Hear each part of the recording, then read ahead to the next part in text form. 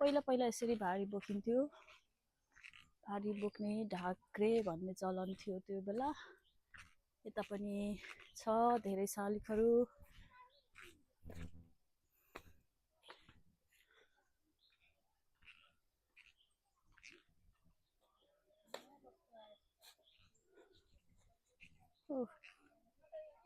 आहा सबै सुन्दर सफा एकान्त ठाउँ। यस्तो पहिला चाहिँ जङ्गल थियो, अहिले चाहिँ सबै यहाँ चाहिँ पुरा पार्क बनाएर चाहिँ यसरी भिजिट गर्ने ठाउँ बनाइदिनु भएको रहेछ।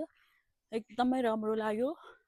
बस्ने ठाउँहरू पनि टक्कसँग पानी पर्यो भने टक्क बसेर हेर्न मिल्ने यो ठ्याक्कै छाता माथि छाता बनाइदिनु भएको रहेछ। यहाँ त तल बस्ने ठाउँ। Wow amazing. धरान त यतिकै सफा सुन्दर, त्यसमाथि पनि यो पार्कहरूले चाहिँ एकदम सुन्दर बनाएको देखिन्छ।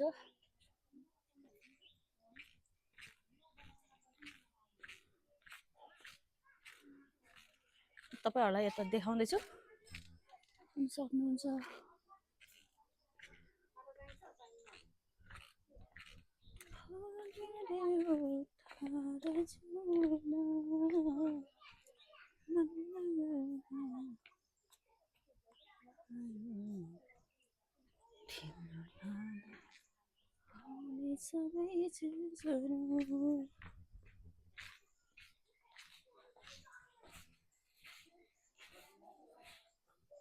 ल देख्नुहुन्छ यहाँ चाहिँ विशेष गरी उहाँहरू सायद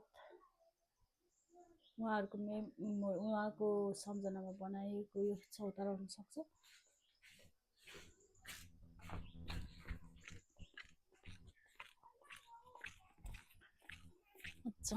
जाँदैछु। अब यो पार्क धेरै लामो रहेछ।